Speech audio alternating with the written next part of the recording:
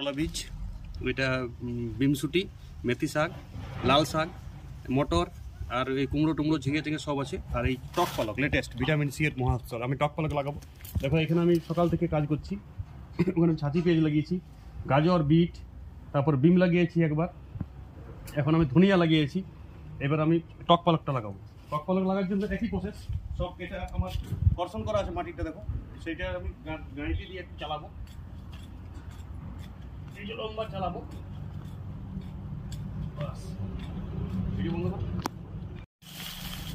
এই টক পালকটা আমি লাগাবো, ফুটবো। দেখো টক পালক লাগার পদ্ধতি এরকম করে দুটো করে গেঁথে দিলেই টক পালক হয়ে যাবে। ছিঁড়ে শুকনো পাতা টাইপের ফুল আছে টক পালকের, মাটিতে পুঁতে দিতে হবে।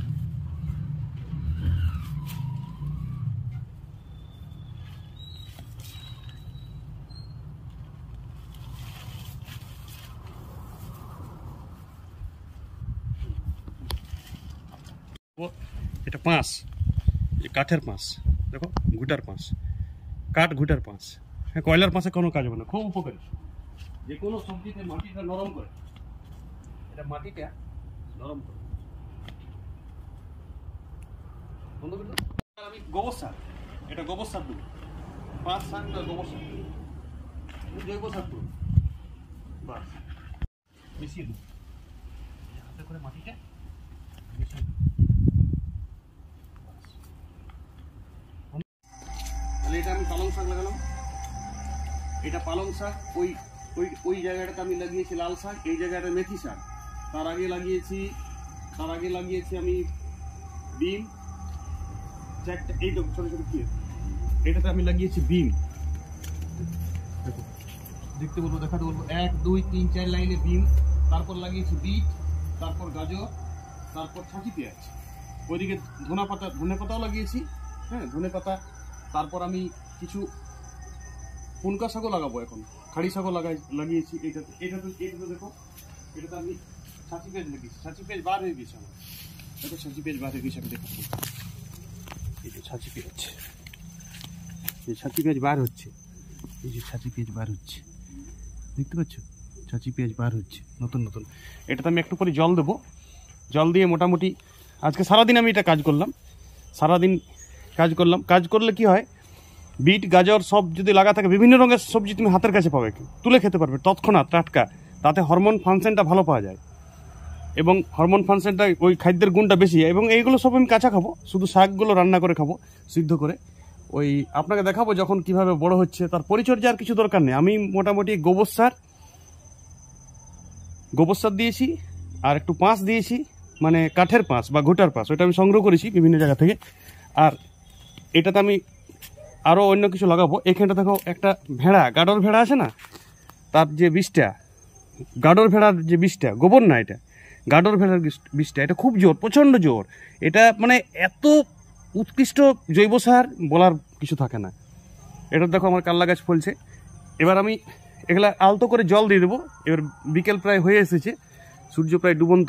তো এবার আমি এটাতে শিশির ধরে, একটু জল দিলে শিশির ধরে, এবং চারাগুলো, মেথি শাকগুলো বার হচ্ছে। মেথি শাক খুব তাড়াতাড়ি বার হয়ে যায়, লাল শাকটা এখনও বার হয়নি। দেখো বিভিন্ন কালারের জিনিস খেতে হয় শীতকালে। মেথি সবুজ কালার, লাল শাক লাল কালার, বিট লাল কালার, গাজর গেরুয়া কালার। মূলো আমার ওই বাড়িতে আছে, মূলো ওই বাড়িতে আমি লাগাইনি, ওই বাড়িতে আমার প্রচুর মূলো আছে, আমি ওই বাড়ি থেকে কোনোদিন ভিডিও করে দেখাবো। আর পরিচর্যার দোকানে একটু কুড়ে, এতে কি হয়, আপনার শরীরটাও ঠিক থাকে, আর আপনি হাতের কাছে মানে নিজের একদম টাটকা জিনিস পাবেন। টাটকা বলতে দোকান থেকে নিয়ে এসে 3-4 দিন ফ্রিজে রেখে দিলেন, সেটাও তো টাটকা হলো না। আপনি তুলে তৎক্ষণাৎ ওর যে হরমোন ফাংশন, সেটা শরীরে একটা আলাদাভাবে নেয়। সেটা না খেলে, নিজের হাতে তুলে না খেলে অনুভব করা যায় না।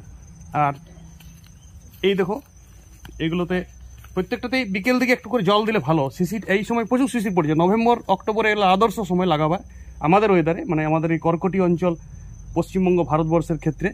হ্যাঁ, এটার আদর্শ সময় নভেম্বরে লাগানোর। এইসব গাজর বিট, বেশি না, আপনি 4 লাইন গাজর, 4 লাইন বিট, আমি সব 4 লাইন বিম বিট গাজর।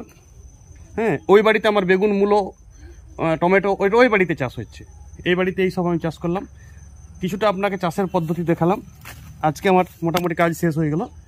এরপর আমি এটাতে জল দেব, আর তারপর আস্তে আস্তে কাল সকালে অনেক চারা বেরিয়ে যাবে। ওইটা আমি ছাঁচি পেঁয়াজটা কিছুদিন আগে লাগিয়েছি, 2-3 দিন, আর মেথিটাও 2 দিন আগে লাগিয়েছি, বাকি সব আজকেই লাগালাম। বাকি মেথিটা আর ওই ছাঁচি পেঁয়াজটা ওই জন্য বার হয়ে গেল।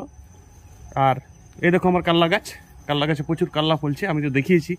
কাল্লার আমার ভিডিও ছাড়া আছে। এটা শুধু একটা গোবর গাদা আছে, সেই গোবর গাদার উপর 2টো বীজ দিয়েছিলাম। আর এই দেখো কুমড়ো, কুমড়ো পুরো ফলে আছে। হ্যাঁ, আমার বাগানে কুমড়ো, আর এইদিকে কলা ফলছে। পেঁপে তো বলতেই হবে না। পেঁপে নিয়ে যদি কথা বলি, দেখো শিল্প কলকারখানা আর চাকরি বেশি নেই। ভারতের জনসংখ্যা 140 কোটি। পৃথিবীতেও একটা সমস্যা, বেকার সমস্যাটা পৃথিবীর সমস্যা, কিন্তু বেকারত্বটা নিজের মানে মানসিক ব্যাপার। এটা কাজের অভাব নেই। কারো যদি বাড়িতেই জমি আছে একটা, বা জমি না থাকলে অন্য কাজ করো, কিন্তু যদি বাড়িতে জমি আছে, অধিকাংশ মানুষের বাড়ির আশেপাশে একটা জমি আছে, সেই জমিটাতে আপনি 10,000 টাকা খরচ করুন এবং দেখুন আপনি 20টা পেঁপে গাছ লাগান। 20টা পেঁপে গাছ, এই দেখো আমার পেঁপে ধরেছি, 20টা পেঁপে গাছ। আমার তো 4টি পেঁপে আছে। আমার পেঁপেগুলো আমরা নিজেরা খাই, আর বন্ধু বান্ধব, কুটুম্ব, এইসব আত্মীয়দের দিই। আমি ব্যবসা করি না। আর যদি আপনি বিজনেস পারপাসে পেঁপেটা লাগান, পেঁপের জন্য আপনাকে টাইম দিতে হবে বর্ষাকালে 2 দিন, আর ওই গোবর সার কিনতে হবে যদি আসে বাড়িতে, তো ঠিক। একটু পাঁক কিনতে হবে 1 গাড়ি। মোটামুটি আপনার 5,000 টাকা খরচ করতে হবে। পেঁপে চারার বেশি দাম হয় না, বাজার থেকে পেঁপে চারা কিনতে পাওয়া যায় উৎকৃষ্ট মানের। আপনি 20টি পেঁপে চারা কিনুন।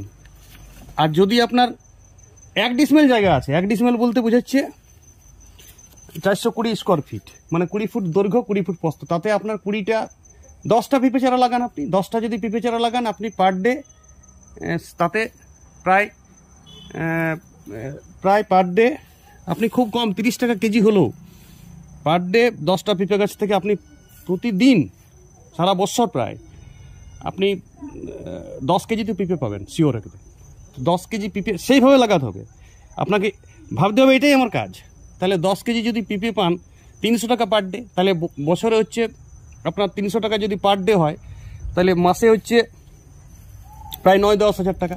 তাহলে 1 লাখ টাকা, আমি 1,20,000 এখানে 1 লাখ টাকা ধরছি। তাহলে আমরা বছরে 1 লাখ টাকা ইনকাম 10টি শুধু পেঁপে গাছ লাগিয়ে। কিন্তু আরও যদি 10টার জায়গায় আপনি 20টা লাগান, তাহলে 2 লাখ টাকা রোজগার বছরে।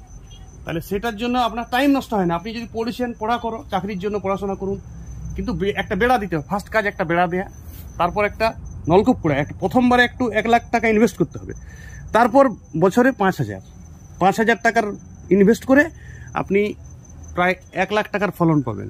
এবং এতে আপনার একটা নেশা, কাজে নেশা, তাতে আপনার সমালোচনা, আলোচনা সব মানে সবার ঊর্ধ্বে আপনি ধর্মীয় সমালোচনা, সামাজিক সমালোচনা, রাজনৈতিক সমালোচনা, তার নিজের কাজ নিয়ে থাকো। কোথায় দেশে কি হচ্ছে, দেশের জন্য আলাদা লোক আছে, এসপি আছে, মন্ত্রী আছে, সে দেশের সামলাবে। কোথায় অ্যাক্সিডেন্ট হচ্ছে, কোথায়, সে দেশে আলাদা লোক আছে। তোমাকে প্রতিবাদে নামতে হবে না। তুমি নিজের কাজটাকে নিয়ে ভাবো, নিজের সন্তানটাকে নিয়ে ভাবো, যে নিজের সন্তানটা পড়াশোনা করছে কিনা, আপনি সুস্থ আছেন কিনা, শরীরটা আপনি কিভাবে সুস্থ থাকবেন। আপনি বাড়িতেই কাজ করুন। আর 60 বছরের পরেও আপনি দেখবেন সব চেয়ার আপনার যে চেয়ার আছে, সেই চেয়ারটা থাকবে না 60 বছর পর, কিন্তু এই মাটিটা থাকবে। ফলে আপনি শরীর খিদাও পাবে, খাবারও হাতের কাছে সব টাটকা পাবেন, প্লাস একটা নেশাও থেকে যাবে, মানসিক শান্তি পাবেন। ফলে চাষবাস একটা মানে বিরাট ব্যাপার। আর আপনি সব চাষ চারটা করুন। বিজনেস না পারপাস করলে নেশাতে চাষ করুন।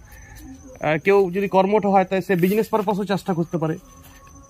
চাষিরা বেকার নয়, চাষিরা তো কর্মঠ, তারা পরিশ্রমী, তারা দেশের তারাই আসল দেশের হিরো। দেশের হিরো তো চাষিরা।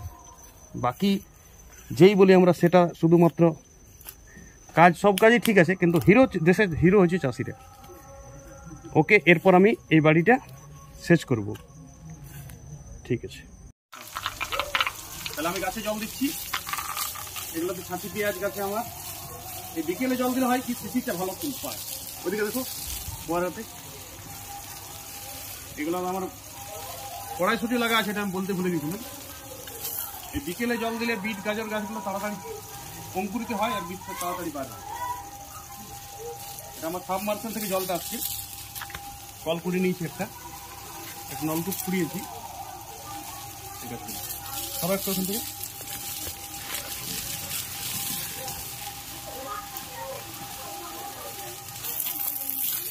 এগুলো দেখাবো, এগুলো ছাঁচিতেই লাগা আছে।